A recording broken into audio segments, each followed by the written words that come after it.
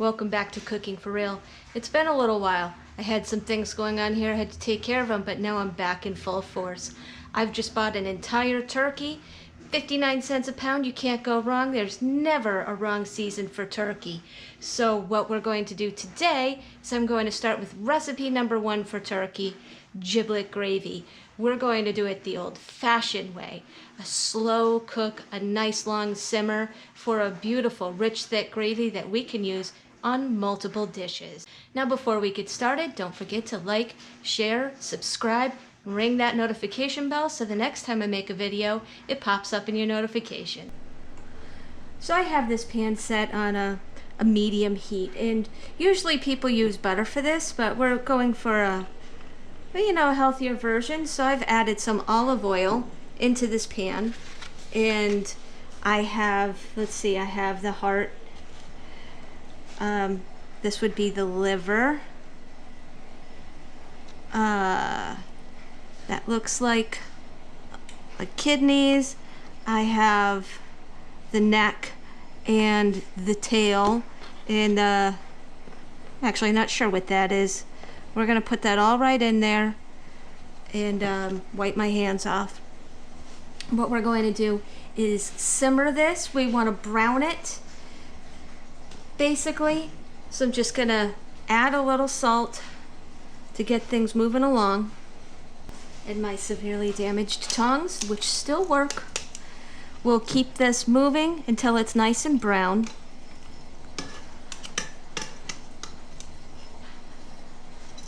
And you know what, we'll come back once we've seen some activity here. So as you can see, these are browning up very nicely. And we don't have to brown them perfectly. We just wanted to impart some flavors onto them. And now what I'm going to do is to add a couple of cups of, this is chicken broth because I ran out of turkey broth. And what we're gonna do is we're gonna turn this down to the lowest setting possible, and we are going to let this sit for an hour and a half to 2 hours. Okay, so we're about to move on to the next step. I'm going to take this off of the heat, and we're going to strain off all of this.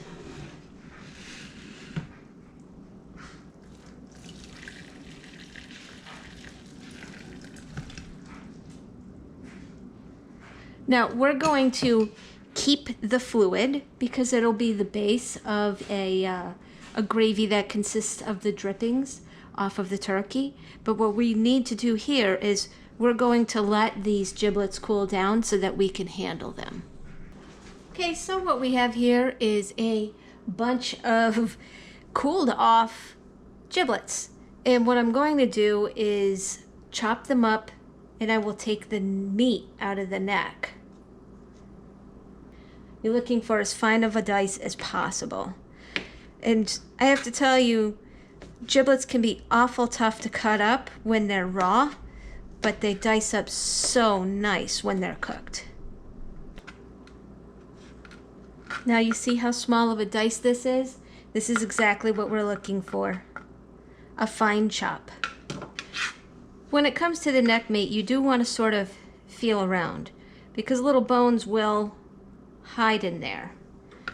You don't have to get every little scrap of neck meat out, but I should tell you that the most turkey flavored part of the turkey seems to actually be the neck. And each of these organs has had its own particular scent to it. And boy, when I tell you they each have their own particular scent to it, the neck smells the most like a roast turkey out of any part of the turkey. Now here I have all of those giblets chopped up fine and ready to go.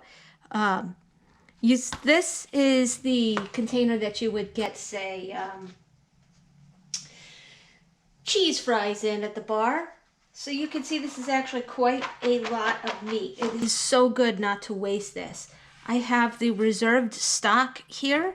What I'm going to do is just dump this in here to keep everything nice and moist until it's time to make the actual gravy. What I have here is the pan the turkey was cooked in. you can see there's a lot of good stuff on the bottom of this pan. This is going to play an integral part in this gravy. Now I have the burner on just this side, just so I can control it. I have a whisk here. I'm going to start breaking up all of this stuff. Look at that dark, rich flavor. Now, I put a lot of seasoning inside the turkey and on the turkey, and of course I basted it. So there's a lot of seasoning already in this pan. Now, what I'm going to start with is I have a flour and water mixture.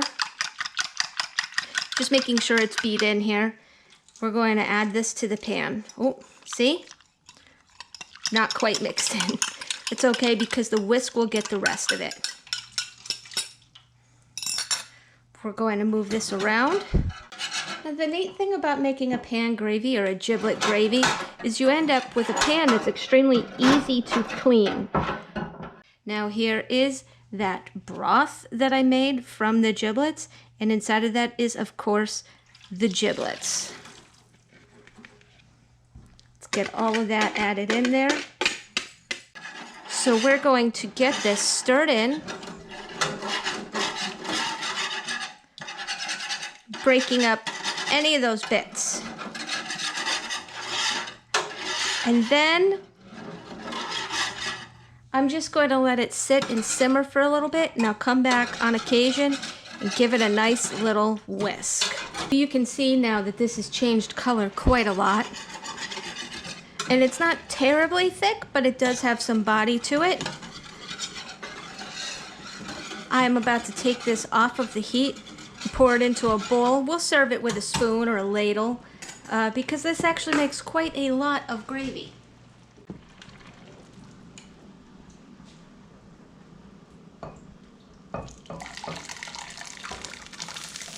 Ooh, that's actually a lot more gravy than I thought it would be.